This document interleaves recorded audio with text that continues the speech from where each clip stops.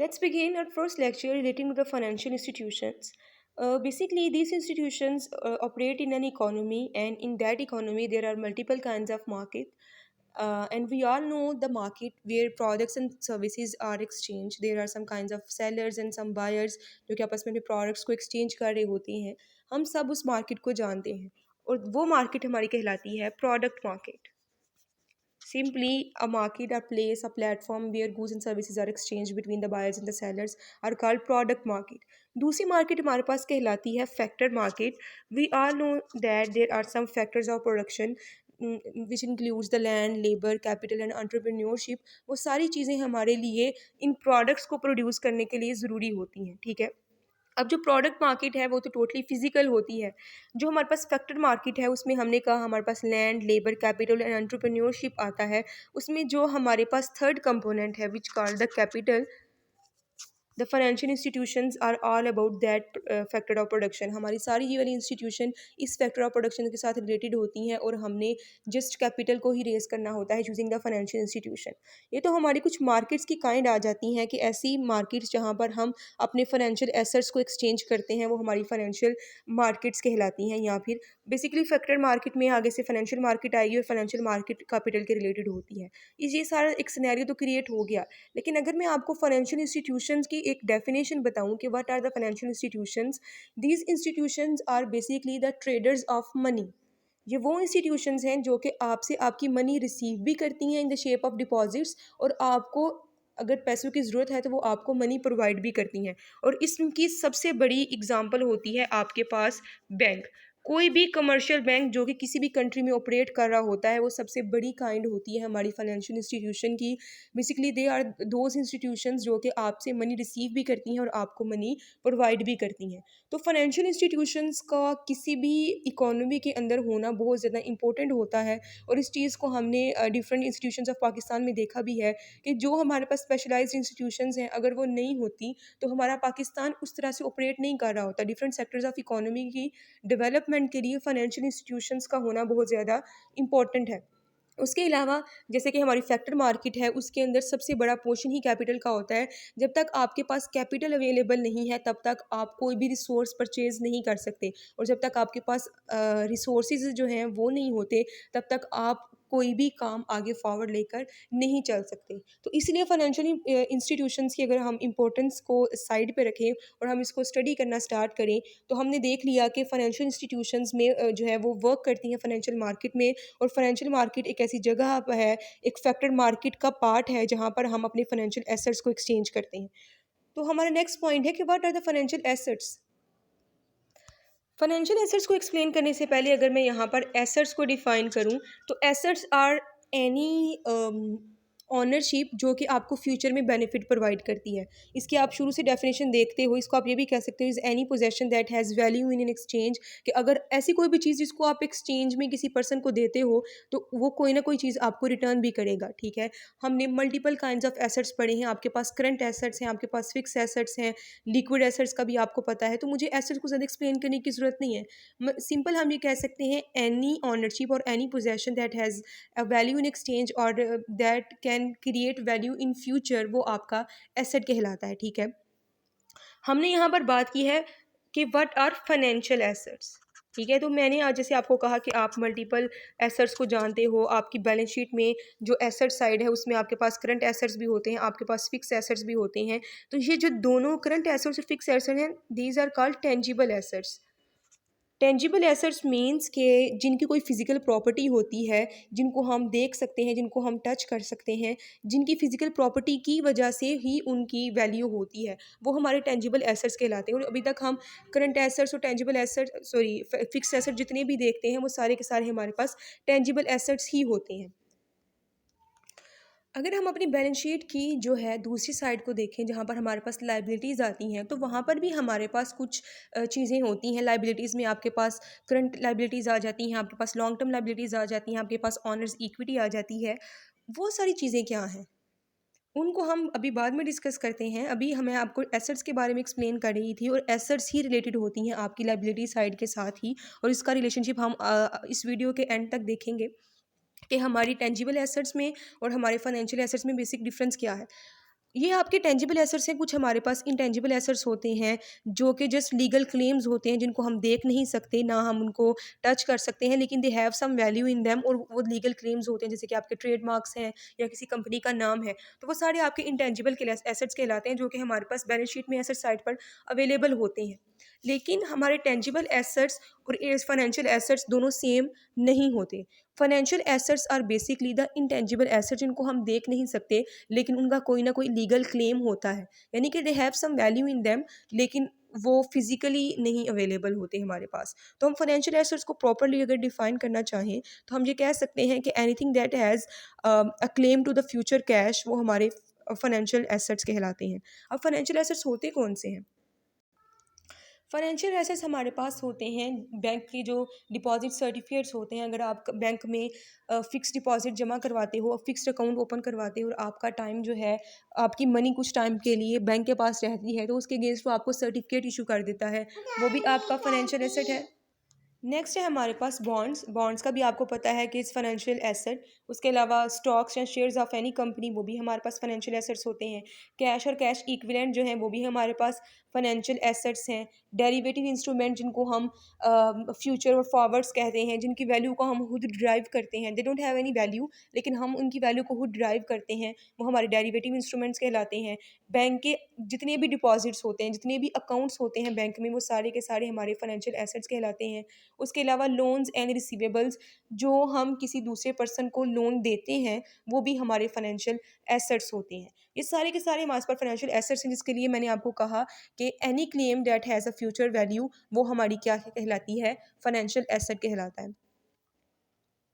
अब financial assets में दो पार्टीज बेसिकली इन्वॉल्व होती हैं। एक वो पर्सन होता है जो कि इन सारी सिक्योरिटीज़ को इशू करता है।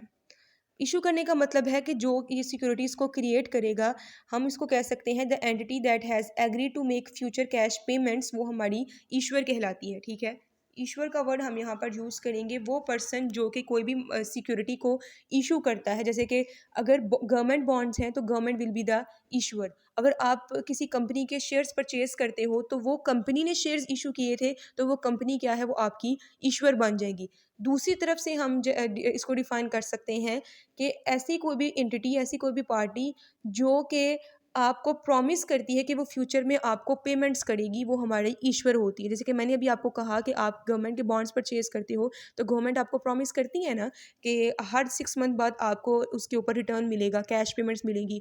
उसके अलावा अगर आप किसी कंपनी के शेयर्स परचेज करते हो तो कंपनी भी आपको प्रॉमिस करती है कि according to the profit of the company आपको एक specific amount of dividend pay की जाएगी।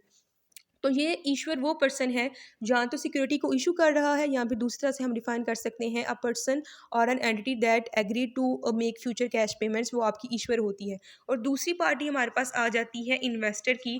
अ पर्सन और एन एंटिटी हु इन्वेस्ट्स, जो कि अपनी मनी इन्वेस्ट करती है, वो हमारी इन्वेस्टर कहलाती है। Basically who is the owner of the financial instrument, वो आपका इन्वेस्टर होता है। जैसे कि अगर मेरे पास, मैं किसी बैंक में अपना पैसा जमा करवाती हूँ और उसके अगेंस्ट मैं अपने पास जो है वो सर्टिफिकेट बनवा लेती हूँ डिपॉजिट का, तो सर्टिफिकेट ऑफ डिपॉजिट मेरे पास होगा, तो मैं क्या बन जाऊँगी? इन्वेस्टर। उसके अलावा एक पर्सन जो कि गवर्नमेंट से बॉन्ड परचेज करता है, जो डॉक्यूमेंट है बॉन्ड का, वो किसके पास होता है? उस पर्सन के पास। तो जो भी ऑनर होगा किसी भी फाइनेंशियल एसेट का, वो क्या कहलाता है? इन्वेस्टर बन जाता है। तो इस दोनों पार्टीज में कभी भी आपने कंफ्यूज नहीं होना। ईश्वर जो है वो इशू करता है और फ्यूचर कैश पेमेंट्स करता है, और इन्वेस्टर जो है उसने वो पेमेंट्स रिसीव करनी होती हैं और वो owner of the financial instrument होता है।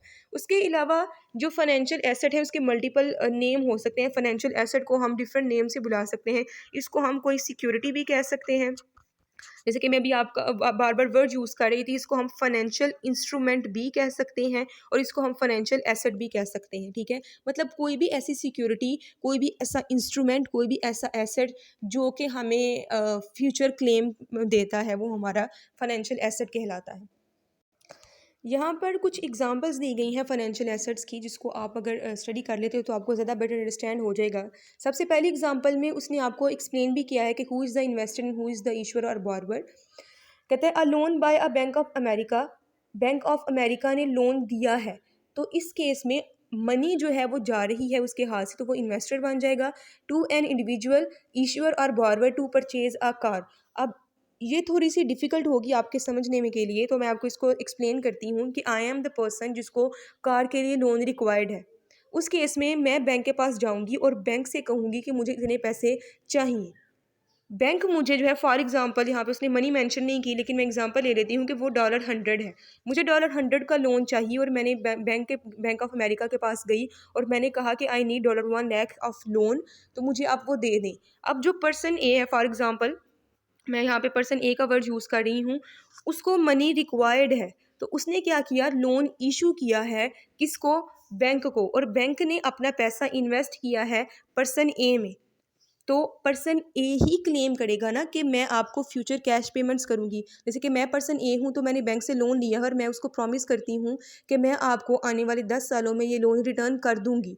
तो फ्यूचर कैश पेमेंट्स किसने करनी है, पर्सन ए ने। उस डेफिनेशन के according person A will become the issuer of the security, क्योंकि मैंने आपको पीछे भी एक्सप्लेन किया था, डेफिनेशन हमने देखी थी कि इश्यूर इज़ द पर्सन, वो पर्सन जो कि किसी सिक्योरिटी को इशू करता है, और दूसरा से मैंने डिफाइन किया था a person who agree to pay future cash payments. तो इस एग्जांपल में फ्यूचर कैश पेमेंट्स कौन करेगा, आपका पर्सन ए। तो person A will become the issuer और बारवर, और चूंकि हमारा बैंक ऑफ अमेरिका उस लोन का ऑनर है, तो वो क्या बन जाएगा, हमारा इन्वेस्टर। ठीक है, हम रिमेनिंग एग्जांपल्स को भी देख लेते हैं। नेक्स्ट एग्जाम्पल में कहता है a bond issued by the US department of the treasury. US department of the treasury यानी कि यूएस गवर्नमेंट ने बॉन्ड्स इशू किए हैं। उस केस में आपका जो यूएस गवर्नमेंट है वो क्या होगा, इशूअर, बिकॉज उसने उस सिक्योरिटी को इशू किया है। अब फॉर एग्जांपल मैं एक पर्सन ए हूँ और मैंने यूएस गवर्नमेंट से ये जो ट्रेजरी वाला बॉन्ड है वो मैंने क्या कर लिया है, परचेज कर लिया है। यानी कि एक पर्सन ए है, उसके पास $50 थे जिसका उसने बॉन्ड परचेज कर लिया। सिक्योरिटी इशू किसने की है, गवर्नमेंट ने। बॉन्ड मैंने परचेज किया है, मेरे पास जो पीस ऑफ पेपर है वो मेरे पास रहेगा, यानी कि पर्सन ए के पास वो पीस ऑफ रहेगा। Person A will become the owner of the security, इसलिए हम उसको क्या कहेंगे, बारोअर या इन्वेस्टर। और दूसरी साइड पे आपका जो है इन्वेस्टर कहेंगे उसको। दूसरी साइड पे जो आपकी गवर्नमेंट है उसने एक तो सिक्योरिटी को इशू किया है, दूसरी वो आपको प्रॉमिस करेगी फ्यूचर कैश पेमेंट्स करने के लिए, तो वो आपकी क्या बन जाएगी, इन्वेस्टर बन जाएगी। ये सेम एग्जांपल है आपके लिए बॉन्ड इशूड बाय द ये जो वेरिजन कम्युनिकेशन कंपनी है, उसके अलावा bond issued by the city New York है, उसके बाद है bond issued by the government of Japan है। ये सब एग्जांपल्स बॉन्ड्स के लिए सेम रहेंगी कि बॉन्ड जो इशू करता है वो ईश्वर है, बिकॉज उसने फ्यूचर में कैश पेमेंट्स करनी है, और जो बॉन्ड परचेज कर रहा है वो हमारा वो है इन्वेस्टर है, चूँकि उसने मनी इन्वेस्ट की है। उसके बाद हमारे पास आती है example a share of common stock issued by IBM. IBM is a corporation और उसने जो है एक कॉमन स्टॉक इशू किया है, कंपनी ने स्टॉक इशू किया है। इस एग्जाम्पल को हम कैसे देखेंगे कि कॉमन स्टॉक जो इशू कर रहा है आईबीएम वो बन जाएगा हमारा ईश्वर, और जो पर्सन उस कंपनी का शेयर परचेज करेगा वो हमारा एक तो शेयर होल्डर बन जाएगा और दूसरा हमारा वो इन्वेस्टर बन जाएगा। और ये सेम है हमारी जापानीज़ कंपनी के लिए, होंडा मोटर कंपनी के लिए भी। अब हमने इन सब एग्जाम्पल्स में ईश्वर और जो हमारा इन्वेस्टर है उनको तो देख लिया कि किस तरह से हम जो है उसको देखेंगे। हम इसको फर्दर डिस्क्राइब करते हैं कि आप देखो कि जो लास्ट से स्टार्ट करते हैं। The first one is the share of the common stock issued by Honda motor company, और उसके बाद a share of common stock issued by IBM. दोनों कंपनीज ने क्या किया है, अपने शेयर्स इशू किए हैं। जब कोई भी कंपनी अपने शेयर्स इशू करती है, यानी कि अपना इक्विटी इंस्ट्रूमेंट इशू करती है, तो हम अपने जो इन्वेस्टर्स होते हैं उनको ऑनर बना देते हैं। जो शेयर्स हैं of common stock that call the equity instrument. Equity instrument purchase करने के बाद आप कंपनी के ऑनर बन जाते हैं। और बाकी जितनी भी आपके पास एग्जांपल हैं, bond issued by different companies है, bond issued by different governments है, वो सारी जो हैं वो हमारी क्या हैं, डेट इंस्ट्रूमेंट्स हैं, इंक्लूडिंग द लोन। लोन भी एक डेट इंस्ट्रूमेंट है। जब आप किसी से डेट लेते हो या किसी को डेट देते हो, तो यू आर इंटाइटल्ड टू पे the fixed amount of interest, जो कि हमारी क्या कहलाती है, डेट इंस्ट्रूमेंट। उसके अलावा आपको एक और चीज़ पता होनी चाहिए कि जितने भी आपके ऊपर वाले डेट इंस्ट्रूमेंट्स हैं, इनकी आपको एक तो फिक्स्ड अमाउंट मिलनी है, आपको इंश्योर्ड हो कि आपको इतनी अमाउंट इतने टाइम पीरियड के बाद ज़रूर मिलेगी। और उस केस में आपको दो तरह की अमाउंट्स मिलती हैं, एक होती है आपका इंटरेस्ट और दूसरी होती है प्रिंसिपल अमाउंट, जो कि आपको रिटर्न होनी होती है। जैसे कि अगर मैं किसी बॉन्ड की एग्जांपल हूँ, जैसे कि यूएस बॉन्ड है, $100 का वो बॉन्ड था, और मैंने वो परचेज़ किया और 10 साल के लिए था, उसकी मेच्योरिटी टाइम पर उसके ऊपर जो है वो एक कॉपन रेट ऑफ इंटरेस्ट लिखा होगा, तो फॉर द 10 ईयर्स मुझे कॉपन रेट ऑफ इंटरेस्ट पर 10 सालों के लिए इंटरेस्ट रिसीव होता रहेगा, और जब 10 साल गुजर जाएंगे तो मुझे मेरी अमाउंट भी वापस मिल जाएगी, और ये फिक्स्ड है। लेकिन इक्विटी इंस्ट्रूमेंट में ऐसा नहीं होता।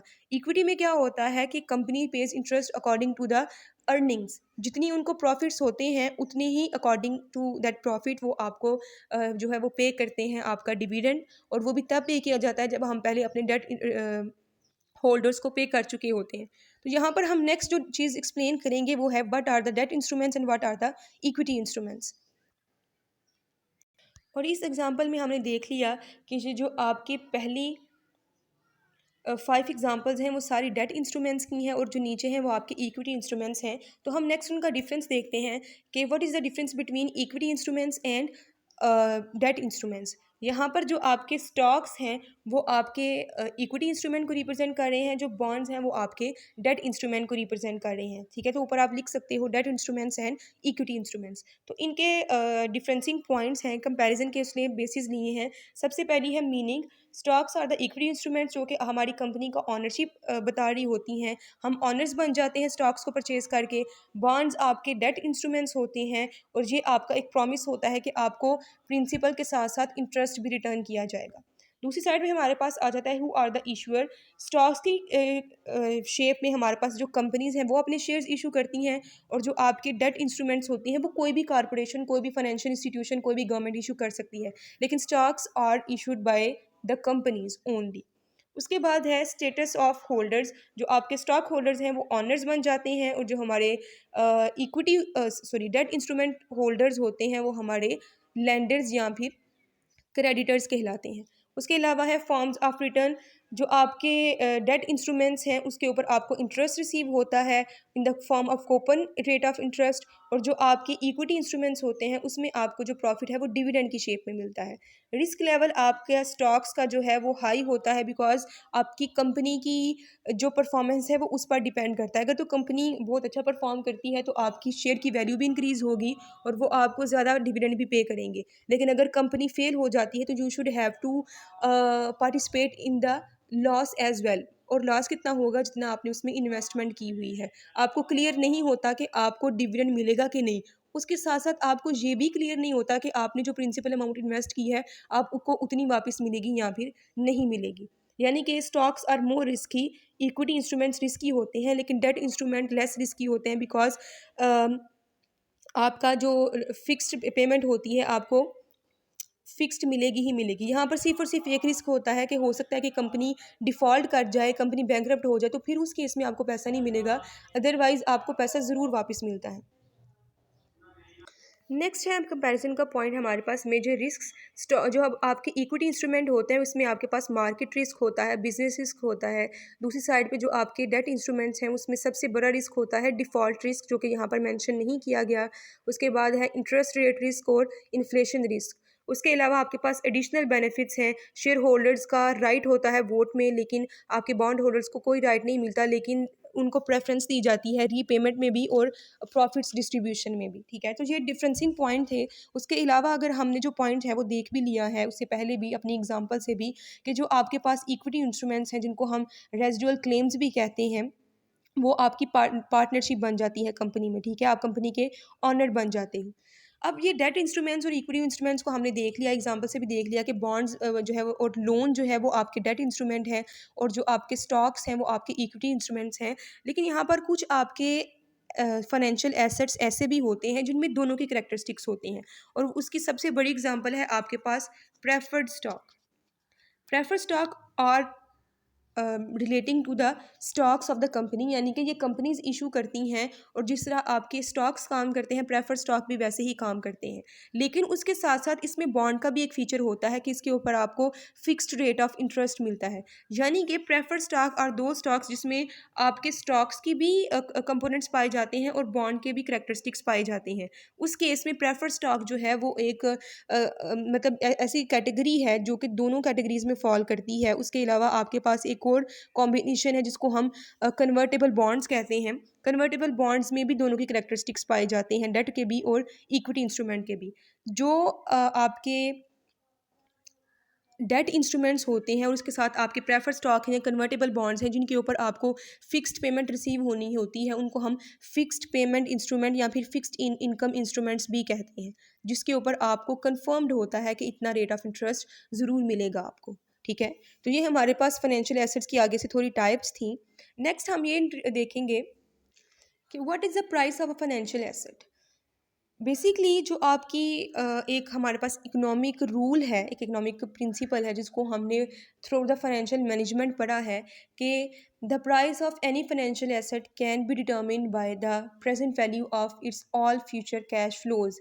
यानी कि अगर किसी भी फाइनेंशियल एसेट के कैश फ्लोज जो कि हमें फ्यूचर में रिसीव होने हैं, हम उनकी प्रेजेंट वैल्यू को कैलकुलेट कर लें तो that will be equal to the price of the financial asset. और हमने डिफरेंट मॉडल्स पढ़े हैं, स्टॉक वैल्यूएशन पढ़ा, बॉन्ड वैल्यूएशन पढ़ा, और उसमें हम यही करते हैं कि किसी भी एसेट के फ्यूचर कैश फ्लोज की हम आज के दिन में प्रेजेंट वैल्यू कैलकुलेट कर लेते हैं। जैसे कि हमने बताया कि फाइनेंशियल एसेट दो तरह के हो सकते हैं, या तो आपके पास डेट इंस्ट्रूमेंट है या तो आपके पास इक्विटी इंस्ट्रूमेंट है।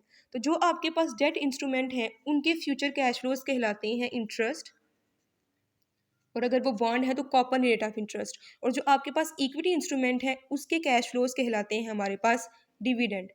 और ये भी आप इस चीज़ को पहले से जानते हो कि अगर हम फाइनेंशियल एसेट के कैश फ्लोज को डिस्कस करें तो डेट इंस्ट्रूमेंट के बिहाफ पर आपको इंटरेस्ट रिसीव होता है, और जो आपके पास इक्विटी इंस्ट्रूमेंट्स हैं उसके बिहाफ पर आपको डिविडेंड रिसीव होता है। और इसी मेथड से हम अपने फाइनेंशियल एसेट्स की वैल्यू को कैलकुलेट कर सकते हैं। अगर आपको ये पता हो फॉर एग्जांपल कि अगर मैं बॉन्ड परचेज करती हूँ और उसके ऊपर मेंशन्ड है कि इसकी मैच्योरिटी टाइम पीरियड 30 ईयर्स है और उसमें हर 6 मंथ में मुझे इंटरेस्ट रेट रिसीव होगा, और जो है कॉपन रेट ऑफ इंटरेस्ट रेट अगर गिवन है उसकी पार वैल्यू ऊपर मेंशन्ड होती है बॉन्ड के ऊपर, वो गिवन है और मेरे पास मैच्योरिटी टाइम पीरियड गिवन है, तो मैं इजीली वैल्यू कैलकुलेट कर सकती हूँ। अब ये वैल्यू का मतलब क्या है कि मैं आज एक बॉन्ड परचेज कर रही हूँ, क्या मुझे 30 साल तक उतना फ़ायदा होगा? आप उसकी प्रेजेंट वैल्यू कैलकुलेट कर लेते हो। अगर आपकी वो वैल्यू आपकी आज की कॉस्ट के इक्वल आ जाती है तो इसका मतलब है कि आपको फ़ायदा कोई नहीं होगा। अगर आपकी वैल्यू ज़्यादा आती है तो इसका मतलब है कि आपको ये एसेट परचेज़ करना चाहिए, और अगर आपकी वैल्यू कम आती है तो आपको उस सिक्योरिटी में, उस बॉन्ड में इन्वेस्ट नहीं करना चाहिए। तो वो पूरा मेथड हम पहले से पढ़ चुके हैं, उसको यहाँ पर डिस्कस करने की ज़रूरत नहीं है।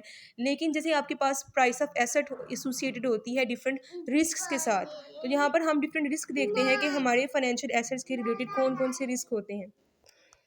डिफरेंट रिस्क हैं जो कि हमारे फाइनेंशियल एसेट के साथ एसोसिएटेड होते हैं।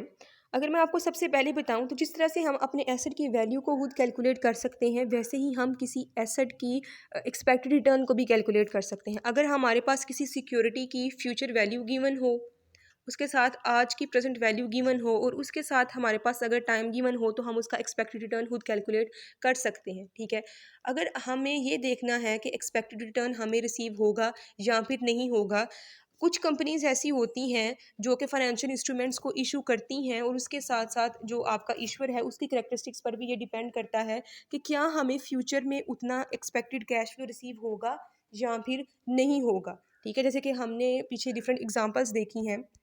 अगर हम उस एग्जांपल की तरफ दोबारा चलें तो अगर मैं आपको फर्स्ट एग्जांपल बताऊं, ये जो बॉन्ड है issued by US department of the treasury या फिर the bond issued by the government of the Japan, ये दोनों हमारे गवर्नमेंट बॉन्ड्स हैं। इनके डिफ़ॉल्ट के चांसेस बिल्कुल भी नहीं है। डिफ़ॉल्ट होने का मतलब ये है कि जो आपको प्रोवाइड करे, जिसने आपको फ्यूचर कैश पेमेंट्स देनी है, जो आपका इशूअर है, अगर वो आपको पेमेंट्स नहीं कर पाता, यानी कि उसके पास इतने पैसे नहीं हैं, वो डिफ़ॉल्ट कर जाता है, वो बैंकरप्ट हो जाता है। लेकिन जो आपकी गवर्नमेंट्स हैं वो कभी भी बैंकरप्ट नहीं हो सकती। ये जो आपके पास सिटी ऑफ न्यूयॉर्क का बैंक है या फिर ये वेरिजॉन कम्युनिकेशन कंपनी है, दे कैन डिफ़ॉल्ट, लेकिन जो आपकी गवर्नमेंट्स हैं वो कभी भी डिफ़ॉल्ट नहीं कर सकती। यानी कि there is no inflation risk. Due to inflation जो आपकी कैश की वैल्यू है वो डिक्रीज़ हो जाएगी, ऐसा यहाँ पर कोई भी कॉन्सेप्ट नहीं है। जो आपकी यूएस गवर्नमेंट है उसने आपको उतनी उतनी पैसा वापस करना ही करना है जितना आपकी मैच्योरिटी टाइम पीरियड के बाद उसके ऊपर मेंशन्ड है। ठीक है, यानी कि अगर आप यूएस सिक्योरिटीज़ परचेज़ करते हैं, यूएस के बॉन्ड परचेज़ करते हैं, तो उसमें कोई भी रिस्क नहीं होगा कि इन्फ्लेशन की वजह से वो प्राइसेस डिफर कर सकती हैं। ऐसा तो नहीं ना होता। अगर आपने यूएस गवर्नमेंट के बॉन्ड परचेज़ किए हैं, उसके ऊपर मेंशन है कि इसकी वैल्यू है $100, तो आज से 30 साल गुजरने के बाद भी उसकी वैल्यू $100 ही रहेगी। यानी कि इन्फ्लेशन आने की वजह से उसकी पार वैल्यू चेंज नहीं होती, क्योंकि आपको पता है मैच्योरिटी टाइम पीरियड गुजरने के बाद आपको उसकी फेस वैल्यू रिटर्न की जाती है। तो इन्फ्लेशन का उसके ऊपर बिल्कुल भी इफेक्ट नहीं होगा, आपको $100 जो है वो आफ्टर 30 ईयर रिसीव होना ही होना है। उस केस में हम यहाँ पे कह सकते हैं कि यूएस गवर्नमेंट के जो सिक्योरिटीज़ हैं, जब बॉन्ड्स हैं, उनमें रिस्क नहीं है। और ये रिस्क कौन सा है? Purchasing power risk. इसमें हमारे पास तो कोई नहीं है रिस्क, लेकिन जो बाकी आपके पास बॉन्ड्स हैं उसमें रिस्क होता है कि फ्यूचर में जितनी आपको वैल्यू कही हो, इन्फ्लेशन की वजह से उससे आपको कम वैल्यू मिलती है। ठीक है। दूसरी साइड पे अगर मैं आपको बताऊं तो वो होता है रिस्क ऑफ डिफ़ॉल्ट। जैसे कि यहाँ पर आपको एग्जांपल देखें तो फर्स्ट एग्जांपल थी कि पर्सन ए ने बैंक ऑफ अमेरिका से लोन लिया है। ठीक है। उस केस में जो पर्सन है उसके चांसेस होते हैं कि वो डिफ़ॉल्ट कर जाए। आपने पीछे सिक्योरिटी रखी तो होती है, लेकिन पर्सन के चांसेस होते हैं कि at the time of the payment uncertainty ही है ना, कि हो सकता है कि हमारा जो बारवर है वो पे ना कर सके, और अगर बारवर पे नहीं कर पाता तो उस केस में आपकी कंपनी को नुकसान हो जाएगा। तो हम कभी भी किसी भी पर्सन के हवाले से, चाहे हम पीछे से सिक्योरिटी भी रख लें, हम क्लियरली नहीं कह सकते कि ये पर्सन जो है, हम विद सर्टेनिटी ये नहीं कह सकते कि ये पर्सन हमें प्रॉपर्टी उतनी अमाउंट वापस करेगा या नहीं करेगा। उस केस में हम ये कह सकते हैं कि अगर आप किसी बैंक से लोन लेते हो तो बैंक अगर जो आपको लोन दे रहा है तो उस केस में आप एक रिस्क ऑफ डिफ़ॉल्ट में होते हो, जिसको हम क्रेडिट रिस्क या फिर डिफ़ॉल्ट रिस्क कहते हैं। ठीक है। जो आपके पास यूएस के बॉन्ड्स हैं उसमें ये चांसेस नहीं होते, लेकिन जो आपके पास बाकी बॉन्ड्स हैं या लोन वगैरह है उस केस में क्रेडिट रिस्क बहुत ज़्यादा होता है। उसके अलावा एक और हमारे पास रिस्क होता है, जैसे कि आपने एग्जांपल देखी, उन एग्जांपल की तरफ वापस चलते हैं। अगर आप यूएस गवर्नमेंट के बॉन्ड्स लेते हो या किसी ऐसी कंपनी में इन्वेस्ट करते हो जो कि आपकी अपनी कंट्री में है, उस केस में आपको ऑब्वियस होगा, जैसे कि अगर आप अमेरिका में रहते हो तो आपको ऑब्वियस होगा कि अगर उसने मेंशन किया है 10% रेट और 10% रेट बनता है $100, तो उस केस में आपको पता है कि आपको $100 ही रिसीव होगा।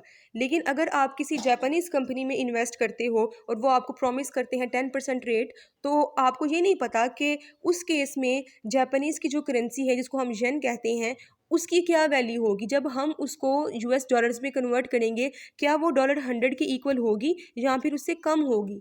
चूँकि हर कंट्री की अपनी करेंसी होती है, और जब हम इंटरनेशनली ऑपरेट कर रहे होते हैं, जब हम इंटरनेशनल फाइनेंशियल मार्केट्स में ऑपरेट करते हैं, तो उस केस में हमें जो एक रिस्क फेस करना पड़ता है वो होता है रिस्क ऑफ एक्सचेंज रेट, जिसको फॉरेन एक्सचेंज रेट रिस्क भी कहते हैं। जो एक कंट्री की फाइनेंशियल इन्वेस्टर जो हैं वो किसी दूसरी कंट्री के फाइनेंशियल इंस्टीट्यूशंस में इन्वेस्ट करते हैं, उनको तब फेस करना पड़ता है। एज़ यू कैन सी, यहाँ पर हमने देखा कि जो आपके पास फाइनेंशियल एसेट्स हैं, जब भी आप परचेज़ करते हैं उसमें आपके पास डिफरेंट टाइप्स ऑफ रिस्क भी इन्वॉल्व होते हैं। अभी मैं आपको बताऊँगी किस तरह से हम फाइनेंशियल एसेट्स के रिस्क को डिस्ट्रीब्यूट कर सकते हैं। हमने फाइनेंशियल मैनेजमेंट में रिस्क एंड रिटर्न का चैप्टर पढ़ा है, जिसमें हमें पता है कि किस तरह से रिस्क को डिस्ट्रीब्यूट किया जा सकता है।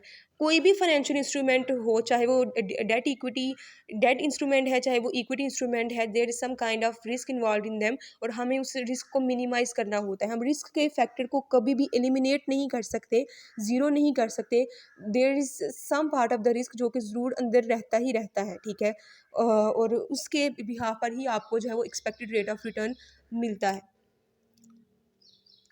एज आई सेड बिफोर कि हम फाइनेंशियल एसेट और टेंजिबल एसेट के डिफरेंस भी देखेंगे। बेसिकली डिफरेंस तो हमने देख लिया कि फाइनेंशियल एसेट्स आपके पास इंटेंजिबल एसेट की एक काइंड है जो कि आपको फ्यूचर में कोई बेनिफिट प्रोवाइड करती है, और टेंजिबल एसेट्स आपके पास जो है वो ऐसे क्लेम्स हैं जिनको आप देख भी सकते हो, जो कि आपको सामने नज़र आ रहे होते हैं। ठीक है। जिनको हम कहते हैं कि their values depend on some physical properties, वो आपके पास टेंजिबल एसेट्स होते हैं। फाइनेंशियल एसेट्स की काइंड्स हमने देख ली हैं। टेंजिबल एसेट्स में हमारे पास जो है तो कुछ फिक्स एसेट्स आ जाते हैं, जैसे कि आपके पास लैंड है, बिल्डिंग है, फैक्ट्रीज़ है, फर्नीचर है, इक्विपमेंट है, मशीनरीज़ हैं, डिफरेंट एसेट्स हैं जिनका आपको पता है कि these are called tangible assets. तो हमारी जो फाइनेंशियल एसेट्स हैं जिनको हमने कहा कैश, उसके अलावा आपके पास जो सर्टिफिकेट ऑफ डिपॉजिट्स होते हैं, स्टॉक्स हैं, बॉन्ड्स हैं, डेरिवेटिव हैं, उनका और टेंजिबल एसेट्स का आपस में रिलेशन क्या है, और वो रिलेशन हम यहाँ पर देखेंगे, और ये दोनों एक दूसरे के लिए किस तरह से ज़रूरी हैं वो भी अब हम यहाँ पर देखेंगे। आपको कंपनी की बैलेंस शीट का पता है, एक साइड होती है आपके पास एसेट साइड, दूसरी साइड होती है आपके पास लाइबिलिटी साइड, और एसेट साइड में आपके पास सारे के सारे एसेट्स आते हैं, वेदर दे आर टेंजिबल और इनटेंजिबल एसेट। तो मैं यहाँ पर टोटल एसेट्स को मेंशन कर रही हूँ, ठीक है। दूसरी साइड आपके पास आती है लाइबिलिटी साइड, जिसकी आगे से जो है वो कैटेगरीज आ जाती हैं, दो पार्ट्स आ जाते हैं। लाइबिलिटी साइड में एक होते हैं आपके लाइबिलिटी और दूसरी होती है आपकी इक्विटी। इस चीज़ को आपको पता है कि लाइबिलिटी में ऊपर आपकी लाइबिलिटीज़ या फिर डेट आता है, जिसमें आपका पास करंट डेट और लॉन्ग टर्म डेट आ जाता है, और नीचे आपके पास आ जाती है इक्विटी। और ये चीज़ मैं आपको शायद पहले भी एक्सप्लेन कर चुकी हूँ कि हम डेट और इक्विटी इंस्ट्रूमेंट को इशू करते हैं अपने फिक्स्ड एसेट्स या फिर टोटल एसेट्स को परचेज करने के लिए। इसके लिए आपकी बुक में एक एग्जांपल मेंशन्ड है कि फॉर एग्जांपल एक यूएस एयरलाइन कंपनी है जिसको कुछ फ्लीट्स ऑफ एयरक्राफ्ट्स परचेज करने हैं। इन सिंपल वर्ड्स, एक एयरलाइन कंपनी है जिसको कुछ प्लेन्स परचेज करने हैं। अगर वो प्लेन परचेज कर देती है तो उसकी ऑपरेशनल एक्टिविटी जो है, ऑपरेशनल एफिशिएंसी जो है वो इंक्रीज हो जाएगी, ठीक है।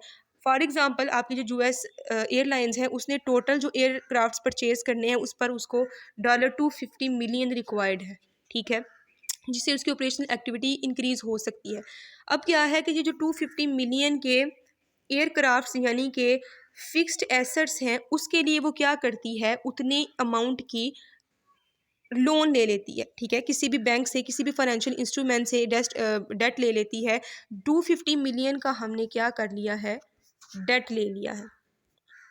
अब यहाँ पर आप देख सकते हो कि फिक्स्ड एसेट्स को परचेज करने के लिए हमने अपने जो फाइनेंशियल एसेट्स हैं उनको रेज कर लिया है। अब होगा क्या कि आप डेट इंस्ट्रूमेंट्स को इशू करने के बाद 250 मिलियन का लोन लोगे, उस 250 मिलियन से आप अपने फिक्स्ड एसेट्स परचेज करोगे। जब आपके पास एयरक्राफ्ट्स आ जाएंगे, जिससे आपकी ऑपरेशनल एफिशिएंसी इंक्रीज होगी, आपके प्रॉफिट्स इंक्रीज होंगे। जब आपके पास प्रॉफिट्स इंक्रीज होंगे, उन प्रॉफिट्स को यूज़ करोगे आप इस डेट की रीपेमेंट के लिए।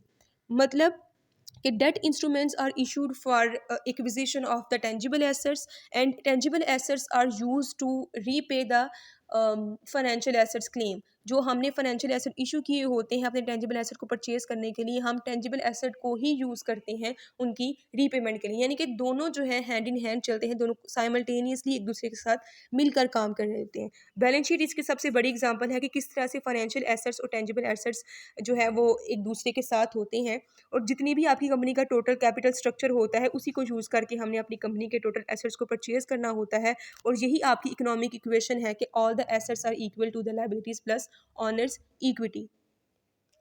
नेक्स्ट है हमारे पास the role of financial assets. और फाइनेंशियल एसेट्स के बेसिकली दो इकोनॉमिक फंक्शंस हैं, transfer of funds and transfer of risk. यानी कि हम अपने फाइनेंशियल एसेट्स को यूज़ करते हैं अपने फ़ंड्स को ट्रांसफ़र करने के लिए। फ़ंड्स को ट्रांसफ़र करने का मतलब है, जैसे कि मैंने आपको पहले बताया था, कि जो आपके पास फाइनेंशियल इंस्टीट्यूशंस हैं वो आपसे डिपॉजिट्स एक्सेप्ट भी करते हैं और आपको लोन भी प्रोवाइड करते हैं। यानी कि जिन पर्सनस को पैसों की ज़रूरत होती है उनके लिए पैसा इकट्ठा किया जाता है उन लोगों से जिनके पास सरप्लस है फंड्स की, ठीक है। जैसे कि कुछ पर्सनस हैं जिनके पास सरप्लस मनी है, वो सरप्लस मनी उठाकर फाइनेंशियल इंस्ट्रूमेंट्स हम बनाते हैं। फाइनेंशियल इंस्टीट्यूशंस उस सरप्लस से आगे जो है वो क्या करते हैं, उन लोगों को प्रोवाइड करते हैं जो कि हमारी नीडेड पर्सनस होते हैं।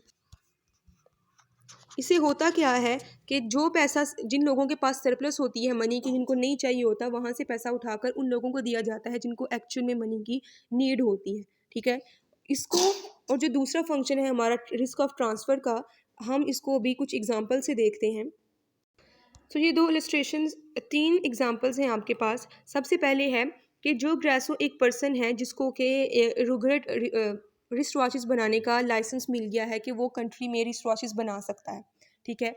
अब है क्या कि उसके पास टोटल जो लाइफ सेविंग्स हैं वो हैं $2 लाख की, लेकिन उसका जो रिस्ट वॉचेस का बिजनेस है उसको चलाने के लिए उसको $1 मिलियन रिक्वायर्ड है। यानी कि उसको जो इन्वेस्टमेंट करनी है अपने बिजनेस के लिए वो $1 मिलियन की है, लेकिन उसके पास पैसा जस्ट $200,000 है, यानी कि मिनिमम 20% उसके पास है। अब वो उसकी लाइफ सेविंग है, वो सारा का सारा पैसा एक ऐसे बिजनेस में नहीं लगा सकता जिसका जो कि अभी स्टार्ट ही नहीं हुआ, जिसके बारे में वो भी श्योर नहीं है। लेकिन इतना कंफर्म है, उसको इतना कॉन्फिडेंस है कि अगर वो ये बिजनेस स्टार्ट कर लेता है तो it will be a receptive market for the rich watches, क्योंकि लोग रिच वॉचेस परचेज करते हैं। यानी कि उसका कॉन्फिडेंस तो है कि वो बिजनेस चला लेगा, लेकिन उसके पास अभी इन्वेस्टमेंट नहीं है। दूसरी एग्जांपल देखते हैं, दूसरा पर्सन है हमारे पास, सुजन कार्लसन है, जिसको $7,30,000 इनहेरिटेंस में अमाउंट मिली है, और वो ये चाहती है कि वो 30,000 से अपने घर की चीज़ें वगैरह परचेज कर ले, और जो बाकी $7 लाख है वो किसी जगह पर प्रॉफिटेबल जगह पर इन्वेस्ट कर दे, क्योंकि वो 7 लाख से क्या करेगी, वो उससे इन्वेस्टमेंट करेगी तो it will become doubled amount. वो ये सोच रही है। और उसके बाद है तीसरा पर्सन जो कि लैरी स्टेन है। वो एक मतलब लॉ प्रोफेसर है, एक वकील है बेसिकली, जिसके एक बोनस मिला है जिसको, और बोनस चेक है $2,50,000 का, जिसे वो सोचता है कि वो $50,000 की BMW गाड़ी परचेज कर लेगा, और बाकी जो उसका बैलेंस है 2 लाख वो किसी जगह पर इन्वेस्ट कर देगा। अब तीनों के अपने अपने फाइनेंशियल प्लान्स हैं। अगर हम देखें तो जो पहला पर्सन है वो बिजनेस स्टार्ट करना चाहता है, जो दूसरी है वो अपनी मनी इन्वेस्ट करना चाहती है, और जो तीसरा पर्सन है वो भी अपनी मनी को इन्वेस्ट करना चाहता है। और यहाँ पर हम ये देखेंगे कि किस तरह से जो फाइनेंशियल एसेट्स हैं वो ये दोनों फंक्शंस परफॉर्म करते हैं। ठीक है। अब होता क्या है कि ये जो जू, सुज़ैन और लैरी है, ये तीनों किसी मीटिंग पर मिलते हैं और तीनों आपस में कन्वर्सेशन स्टार्ट करते हैं और अपने फाइनेंशियल प्लान्स को एक्सचेंज करते हैं। तो होता क्या है कि तीनों के फाइनेंशियल प्लान एक दूसरे के साथ मिल जाते हैं। ठीक है। जो जो है वो आइडिया देता है बाकी दोनों को।